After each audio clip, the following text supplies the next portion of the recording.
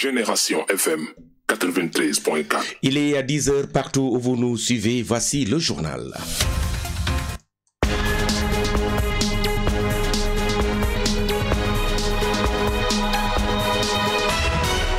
À la une de cette édition, la police bissau-guinéenne a saisi près de 800 kg de cocaïne dissimulée dans un camion immatriculé au Sénégal. La plus grande prise de drogue dans le pays depuis moins de 12 ans, a-t-on appris dimanche de sources policières. 4 suspects, 2 Nigériens, un Sénégalais et un bissau-guinéen ont été arrêtés à la suite de cette saisie effectuée dans la nuit de samedi à dimanche à la sortie nord de Bissau.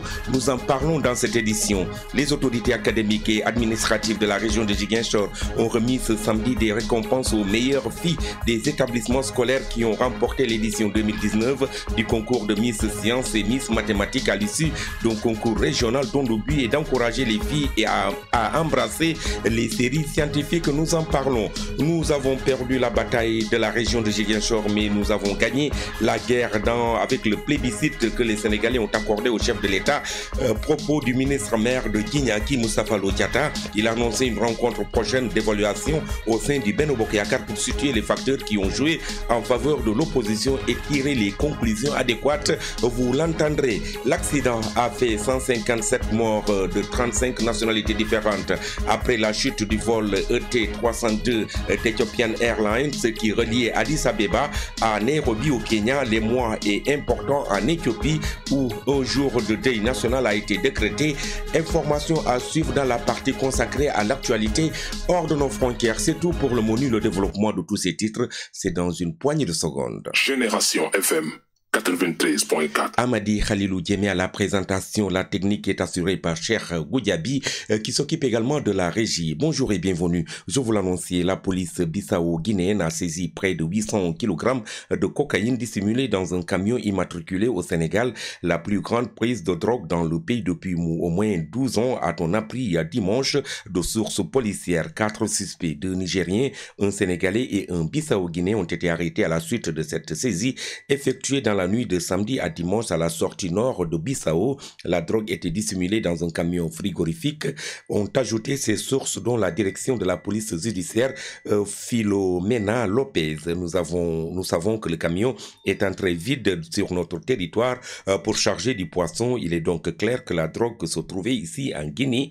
Bissau, a déclaré Madame Lopez à la presse sans révéler la destination finale de la cargaison. Le cerveau de l'opération, qui est un étranger, est en fuite, a affirmé la responsable de la police. L'enquête se poursuit pour identifier d'éventuels autres complices. Dans les caisses de poissons, cette saisie a eu lieu donc quelques heures avant les élections législatives dimanche dans ce pays d'Afrique de l'Ouest où l'instabilité et la pauvreté ont longtemps favorisé l'implantation de trafiquants de drogue sous la protection de hauts gradés. Selon une source proche du dossier, la police enquête notamment sur la possibilité d'une implication d'officiers de l'armée et de hauts fonctionnaires. La drogue était répartie en une soixantaine de plaques pour un poids total de 789 kg, a indiqué à l'AFP sous le couvert de l'anonymat un policier présent au moment de la saisie, affirmant que la police avait été alertée depuis novembre par Interpol. Pour couvrir le camion, la police a utilisé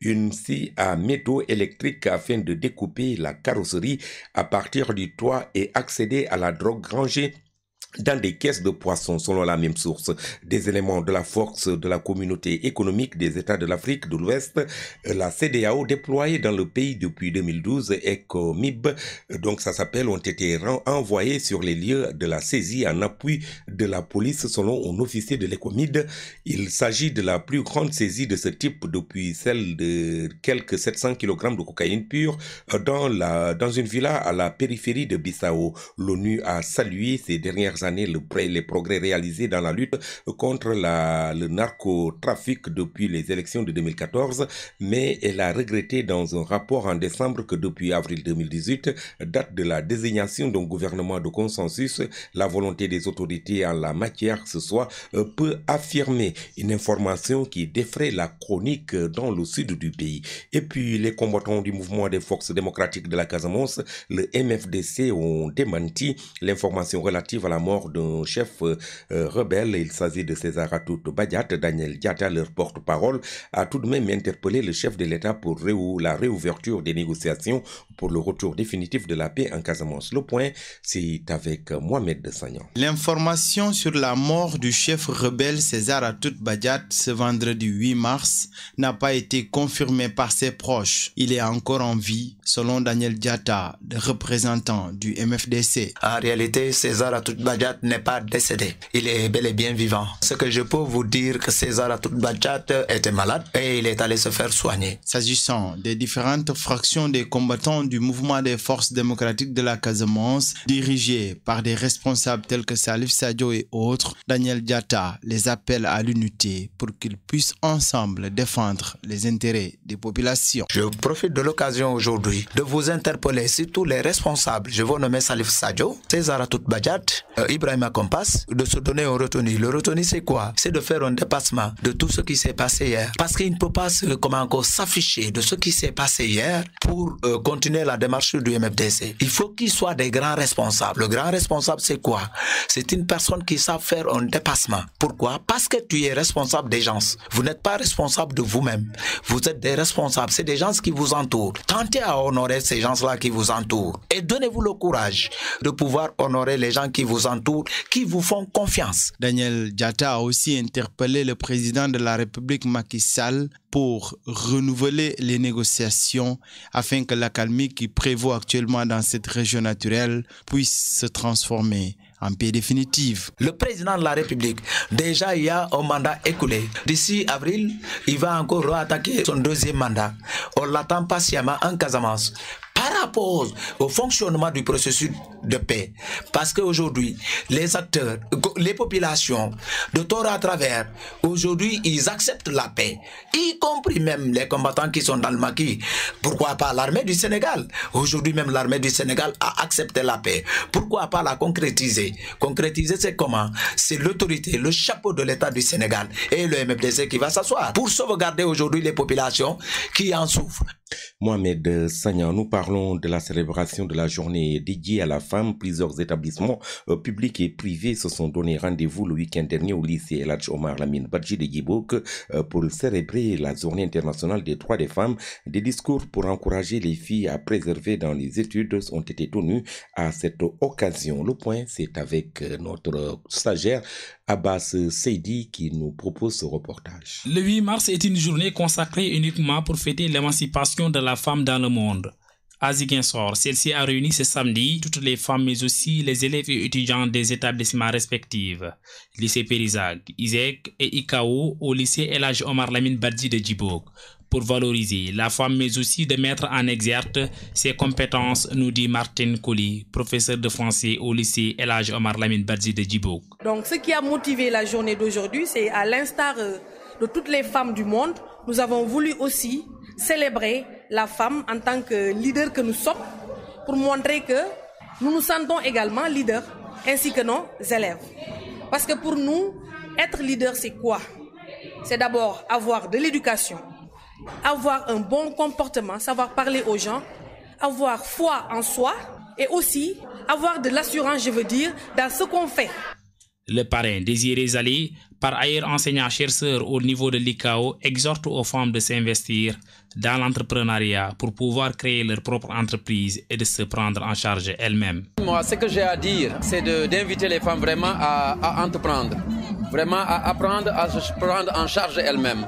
Aujourd'hui, nous connaissons tous qu'au niveau de ce pays, du Sénégal, l'État ne peut pas donner de l'emploi à tout le monde. Donc nous avons tous fréquenté les écoles, les femmes ont fréquenté les écoles. Aujourd'hui, nous les invitons vraiment à suivre des formations donc en entrepreneuriat et à mettre en place des activités, lesquelles activités pourront leur permettre tout simplement de pouvoir se réaliser dans la vie. Selon Fatou Dramé, élève au lycée El Hadj Omar Lamine Badji de Djibock, cette journée est une très belle chose car elle permet de bousculer le développement d'un pays. Je crois que c'est une très bonne initiative de choisir une journée pour commémorer les valeurs de la femme. Eh bien, c'est une très bonne chose pour le développement d'un pays. C'est pour aussi montrer que les femmes ont une place primordiale dans le monde. Aminata Diatta, étudiante à l'ISEC, profite de cette journée consacrée à la femme pour lancer leur projet en menu boulangerie. En tant que femme, avec ce projet du menu boulangerie, ça me fait plaisir de venir ici, représenter mon école, mon institut qui est ISEC, et montrer aux autres qu'au sein de l'école, nous sommes en train de faire un projet qui est un menu boulangerie. Le 8 mars, reste et demeure toujours une journée pour les femmes à qui on accorde une importance capitale dans la société. Abbas Seydi, vous suivez Génération FM à Koboda, un quartier de Ziguinchor à Colobane face également. La suite du journal dans un court instant. Génération FM 93.4. Première sortie médiatique de la responsable politique Aminata Angélique Manga, par ailleurs ministre de l'économie solidaire et de la microfinance après la réélection de leur candidat Macky Sall au premier tour. Cela, celle que l'on surnomme justement la princesse du royaume Mofavi, a félicité l'engagement des militants et militantes qui ont contribué à la victoire du candidat du Benno Bokk Yakaar avec plus de 58%. Elle a par ailleurs fait une analyse sans complaisance des résultats dans le département de Ziguinchor, non sans exhorter les militants à la remobilisation pour les batailles électorales à venir. Propos de Aminata Angélique Manga recueillis par Insa Mandian. C'est pourquoi donc nous avons tenu à vous remercier du fond du cœur pour des efforts importants que vous avez fournis avant, pendant et après cette campagne électorale. Efforts qui nous a valu des résultats honorables. Et je vous demande de vous applaudir vous-même. Vous pouvez être fiers de vous. Vous pouvez relever la tête. Vous avez accompli un travail formidable, honorable. Merci, chers militantes et militants. Parce que force est de reconnaître que même si nous avons perdu le département de Ziguinchor pendant cette élection, nous avons tout de même amélioré de façon considérable notre score par rapport aux élections législatives de 2017. Et c'est ce qu'il faut retenir. Ce chiffre est en effet passé de 20 992 à 32 846 000 voix, soit 42,3% des suffrages valablement exprimés. Vous avez été honorables, donc mention spéciale à vous, chers militants. Nous avons perdu une bataille, mais au finish, nous avons remporté la guerre. Et c'était là le principal objectif. Le principal objectif, c'était justement de réélire dès le premier tour, un point, un trait, notre candidat Macky Sall, et ça a été fait. Vous l'avez réussi, chers militants, grâce à votre engagement, à votre courage, à votre abnégation. Vous avez travaillé sans relâche et vous l'avez réussi avec les autres Sénégalais. Donc nous félicitons tous nos frères d'ici et d'ailleurs, de la diaspora aussi, qui ont participé à cette belle victoire, particulièrement à vous, militantes, des militants de Benno Bokk Yakaar, ici à Ziguinchor, qui a encore une fois montré sa maturité démocratique, son engagement civique et citoyen et son sens élevé des responsabilités. En atteste le taux de participation historique de 66,23%. C'est un record, c'est historique.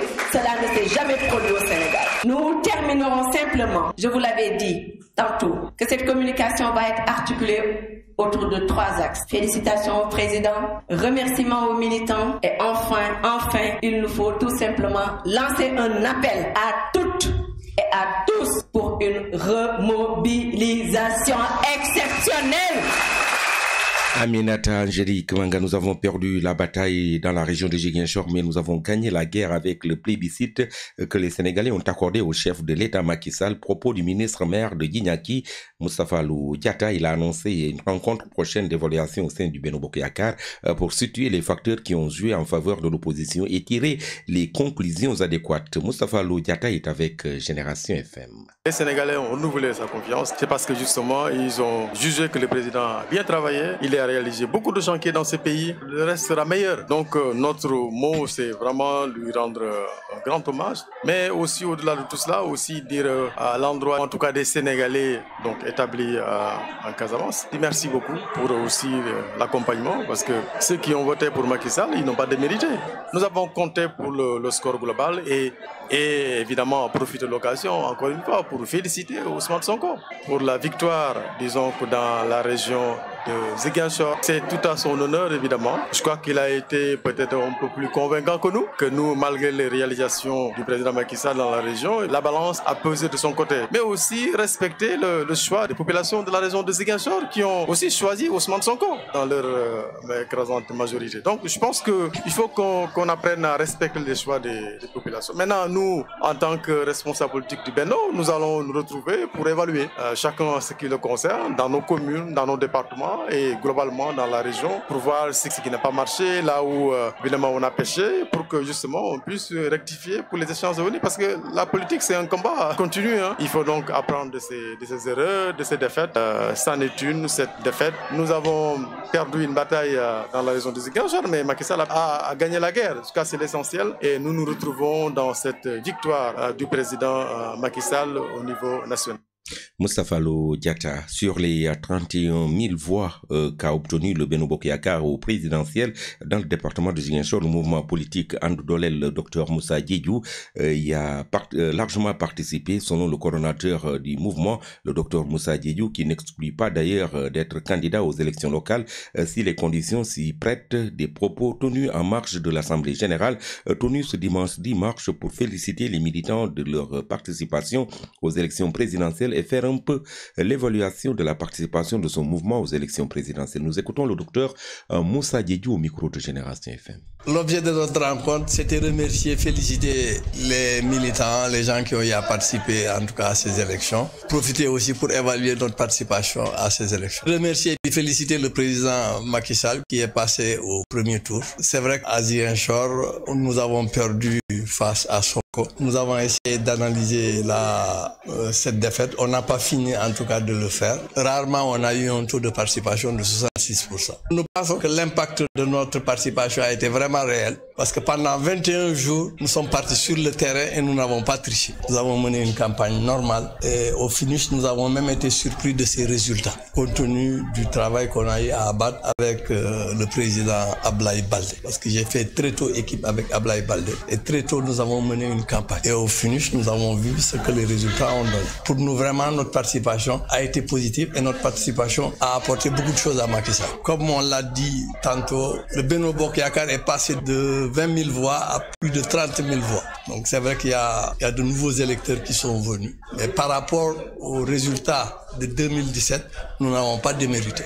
Sûrement, notre participation y est pour beaucoup de choses. S'il plaît au bonheur, nous allons participer à ces élections locales. Mais comme on l'a dit tantôt, nous n'en sommes pas encore là. Nous allons prendre le temps d'analyser la situation, de voir demain comment on va y aller, comment on va préparer ces élections. Notre souhait, si Dieu nous prête longue vie, comme on l'a fait en 2014, on va le refaire. Effectivement, le mouvement est ensemble, en tout cas avec le parti de Abdoulaye Baldé. Et nous avons abattu un excellent travail pendant la campagne présidentielle et nous comptons continuer ce compagnonnage pour les élections locales aussi. Ce qui veut dire que si Baldé est un candidat, vous allez désister? Nous n'en sommes pas encore là parce qu'on n'a pas encore discuté de tout ça. Le moment venu, on appréciera et on verra la conduite à tenir. Génération FM. Éducation. Dans cette édition, les autorités académiques et administratives de la région de Ziguinchor ont remis ce samedi des récompenses aux meilleures filles des établissements scolaires qui ont remporté l'édition 2019 du concours de Miss Sciences et Miss Mathématiques à l'issue d'un concours régional, dont le but est d'encourager les filles à embrasser les séries scientifiques. Cette initiative participe du maintien des filles à l'école et de leur orientation dans les séries scientifiques. Cela permet surtout de booster l'excellence au niveau de la région par l'esprit d'émulation que cette compétition suscite auprès des filles, a expliqué la secrétaire générale de l'inspection d'académie de Ziguinchor, Fatou Cissé, interrogée par Génération FM. D'abord, c'est une occasion, c'est un moment vraiment très fort pour promouvoir ces lauréates-là, mais aussi motiver les autres jeunes filles qui étaient là et celles qui sont à l'école pour leur dire que rien n'est impossible pour les jeunes filles pour exceller dans les sciences. C'est dans ce cadre-là. Pourquoi les filles seulement? Parce qu'on s'est rendu compte qu'il y a plus de garçons dans les filières scientifiques que les filles. Donc la population sénégalaise est constituée de femmes. Et aussi on se rend compte que dans nos collèges et dans nos lycées, la parité commence à s'installer et il faut qu'on ait autant de filles que de garçons dans les filières scientifiques. De manière générale. Pardon? Quels ont été les critères de participation? Avoir une très bonne moyenne, au minimum 14 de moyenne et plus pour pouvoir concourir. Bon, nous sommes partis des stéréotypes. Souvent, on demande je vais revenir sur l'adage « sois belle et tais-toi », mais nous souhaitons que cet adage-là soit remodelé, retransformé pour permettre à nos filles, parce que l'élégance aussi, c'est un fait social, mais aussi, même cette élégance doit être dans les relations humaines, mais aussi dans les relations de travail, mais aussi dans les relations, à l'école. Non seulement de bien travailler, mais aussi en maintenant ces relations d'élégance auprès de nos apprenants. C'est dans ce cadre-là. Ce n'est pas l'élégance comme port, comme grâce au niveau, port et autres, mais c'est surtout permettre à nos filles de bien se comporter, mais aussi de bien se comporter à travers la science et d'apporter une touche bien féminine aux sciences. C'était donc Fatou Sissé, secrétaire général de l'inspection d'académie de Ziguinchor. La présente édition a été parrainée par le directeur général de l'ONG Nourou Binako, qui s'est d'abord réjoui du choix porté sur sa personne avant d'exhorter les jeunes filles distinguées à plus d'engagement pour des victoires futures mémorables. Nous écoutons Mafouz Fall au micro de Génération FM. Bon, ça a été un plaisir pour moi d'être le parrain de cette cérémonie. Vraiment, nous nous réjouissons vraiment de cette choix porté à notre boîte, Nourou Binako. Ouais, c'est de leur dire de préserver, de ne pas baisser les bras surtout. Parce que, comme je l'ai dit en Wolof, donc c'est mal apprécié de dire que voilà, les sciences, c'est pas une série de filles. Et j'ai compris par cette cérémonie que vraiment, de l'autre côté, il y a des filles qui se battent dans les séries scientifiques. Nous, Nourou Binako, au nom de notre guide spirituel, Cheikh Atabou Chel Marfou, nous serons toujours là à accompagner l'IA dans ce sens, vraiment à appuyer ces enfants, les encadrer, s'il le faut même les parrainer, n'est-ce pas, au niveau dans le cursus de leurs études.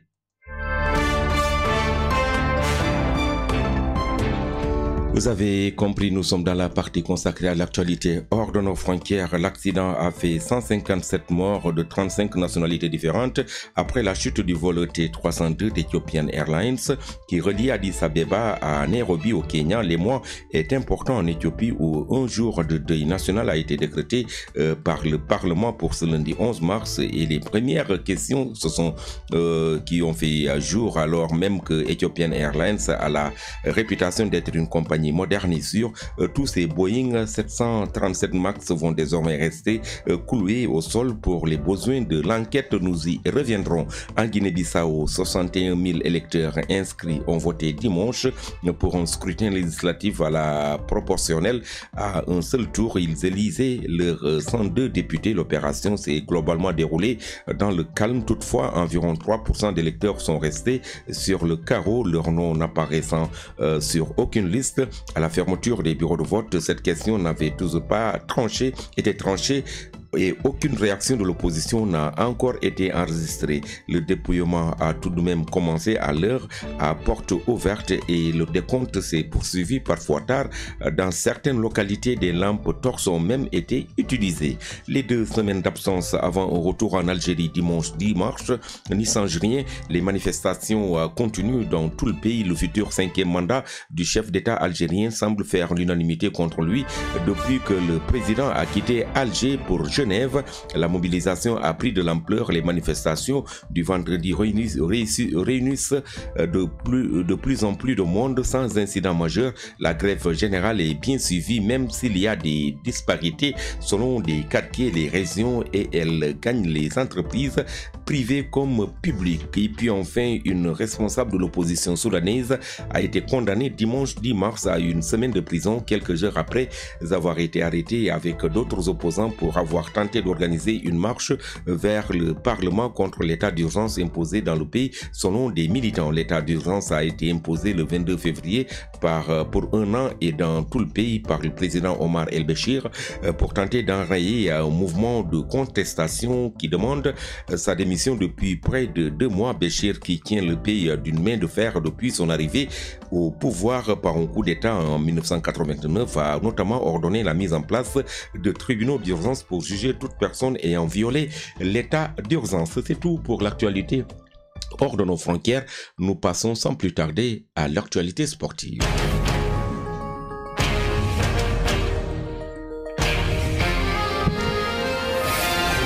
L'actualité sportive, c'est l'affaire de Aïssatou Diatta dans ce studio Touré Kunda. Aïssatou, bonjour.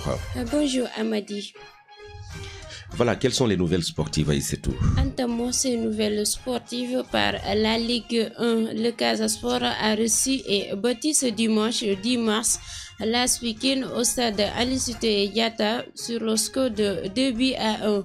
Les buts du Casa Sport ont été inscrits par Mamadou Lamine Danfa di Moro à la 8e et à la 11e minute, alors que l'AS Pikine a réduit le score sur pénalty à la 70e minute par Adam Mbaye suite à une faute de main d'Ousmane Diouf dans la surface de réparation. Ce match est entré dans le cadre de la 16e journée de Ligue 1 sénégalaise de football. Écoutons la réaction des entraîneurs Djibi Fall pour l'AS Pikine et Badara Sarr pour le Casa Sport. Ça a été un match très difficile, on le savait, parce que le Casa a une bonne équipe. Aujourd'hui, l'objectif était de faire un bon match. On a perdu, donc il faut féliciter le Casa et maintenant continuer encore le travail. Se mettre dans la tête que c'est un championnat qui n'est pas encore terminé et que l'objectif, on est toujours dans les objectifs. Les objectifs restent le maintien. Et c'est ce qu'on craignait au départ, c'était l'entame de match. L'entame de match a été difficile. Donc on a eu des difficultés à réagir, on a été trop hésitant. On n'a pas aussi mis de l'impact en début de match, raison pour laquelle on a encaissé deux buts. Donc en deuxième période, il fallait réagir en prenant encore beaucoup de risques sur le plan offensif. On a réduit le score, mais la fin a été difficile. C'est un match qu'on avait bien entamé avec peut-être une domination, des buts vraiment qu'on a marqué très tôt, donc sous la chaleur effectivement. Donc on a fait une très grande débauche d'énergie en première période, mais après, donc on avait la possibilité peut-être de marquer un troisième, un quatrième, voire un cinquième but. Malheureusement, on n'a pas su être très lucide, être aussi décisif dans ces moments-là. Ensuite, on a fait aussi des changements qui n'ont pas apporté ce que l'on attendait. Donc, tous ces trois changements-là, je pense que là aussi, ça a un peu été difficile pour nous sur la fin, mais quand même, on avait la possibilité, quand même, moi je dis, de marquer d'autres buts. Moi, je leur ai dit ça. Donc, c'est un match qui peut se terminer avec un score assez large parce que nous, on s'est créé des occasions nettes de buts. Donc, c'est dommage pour nous, quoi. Peut-être c'est ce qui a fait que peut-être le match s'est terminé dans cette confusion-là totale. Mais ce n'est pas de notre faute. Peut-être c'est un peu de la faute de l'arbitre. Voici Amadi les autres résultats de cette 16e journée de la Ligue 1. Génération Foot a battu l'US Gorée par 1-0. C'est le même score entre Mbour Petite Côte et AS Douanes en faveur de Mbour Petite Côte, 1-0. C'est également le score entre Ndiambour et Linguère en faveur de Ndiambour. Nyari Tali et Stade de Mbour ont fait un match nul, 1 but partout, et aussi un match nul mais vierge entre Dakar Sacré-Cœur et Sonacos. Et puis la Ligue régionale de football de Ziguinchor a procédé ce dimanche 10 mars au lancement de la journée des écoles de football de Ziguinchor. Cette journée qui annonce le démarrage du championnat de la petite catégorie est bien appréciée par les encadreurs des écoles de football, même si la visite médicale des joueurs faite la veille n'a pas répondu aux attentes des jeunes footballeurs et de leurs encadreurs. Ousmane Conté, encadreur au centre des sports Espérance Foot, est au micro de Moussandao. Très belle initiative. Pour cette journée, on a été très réjouis de la suite.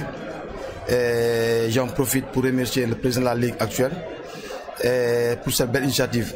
Parce que nous, on a déjà fait, mine de rien, moi en tant que tel, j'ai déjà fait 20 ans au niveau des écoles de football, mais on n'a jamais reçu cette belle initiative. Du coup, on n'a jamais été imprégné par rapport à tout ce qu'on faisait. Mais du coup, tout de suite, on sent que derrière nous, il y a la Ligue. Bien évidemment, quand on parle de football, on parle de santé. Donc, on avait entamé hier la visite médicale, même si l'idée a été géniale, mais le fonctionnement a été un peu, il y a eu beaucoup de couacs, ça a été trop mal organisé. Parce que si on convoque les tout jeunes à 19h pour toutes les écoles de football de la commune, du coup, tout de suite, on s'en casse, on va tirer vers la longueur et puis ça va durer. Du coup, c'est un peu, déplore un peu l'organisation qui a été par rapport à la visite médicale qui a été trop importante pour les sportifs.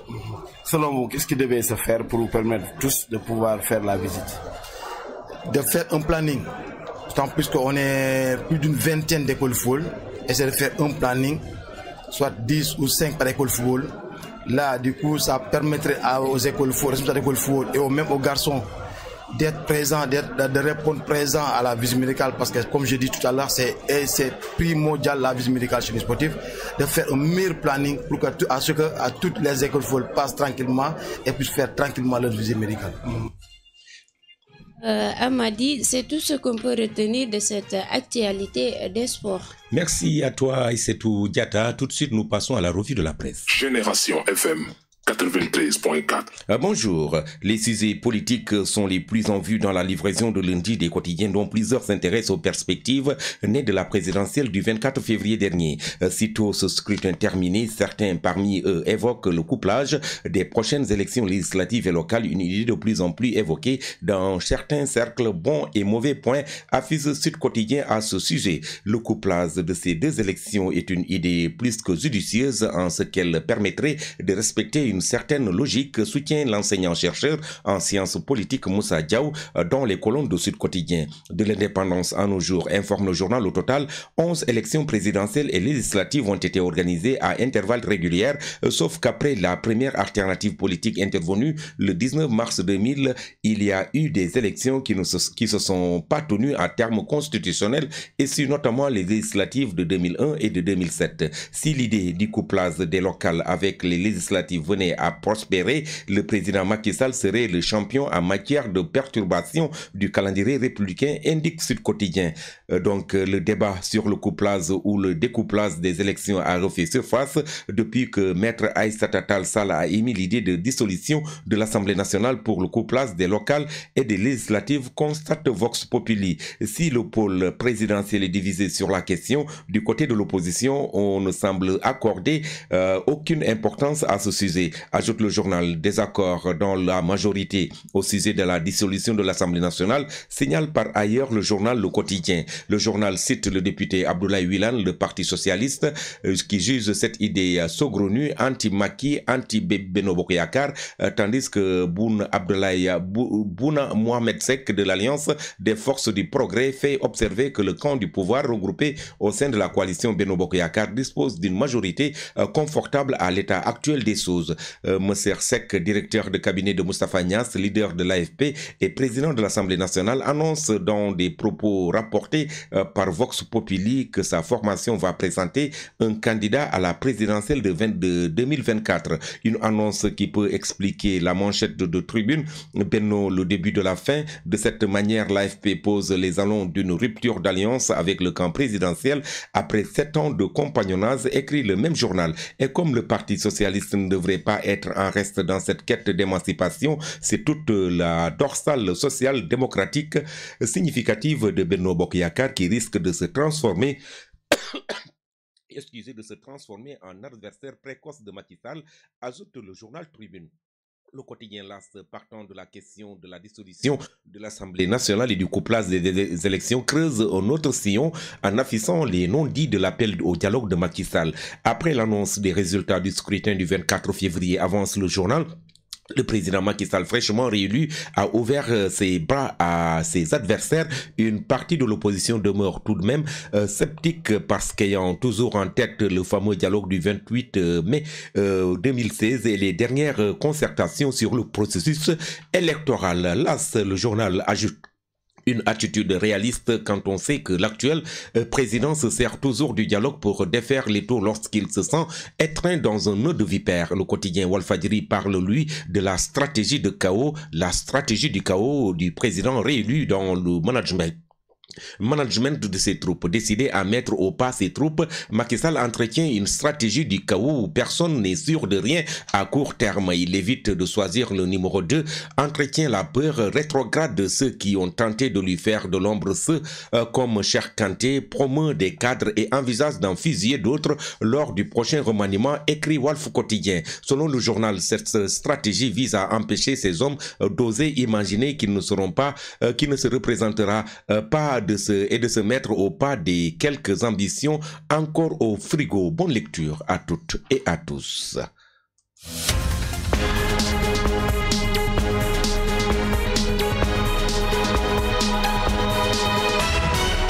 C'est la fin de ce journal. Merci à Cheikh Goudiaby qui était à la régie et qui a assuré la mise en onde de ce journal. Merci à Aïssetou Diatta pour justement la réalisation. Aïssetou Diatta, je rappelle, elle a présenté le sport dans cette édition. Merci à vous, auditrices et auditeurs, de nous avoir suivis. C'était le journal. Prochain rendez-vous à midi pour le bulletin et à 13h, c'est pour la grande édition en Wolof avec Sissa Okoli. D'ici là, passez d'excellents moments avec les programmes de Génération FM. Génération FM 93.4. Génération FM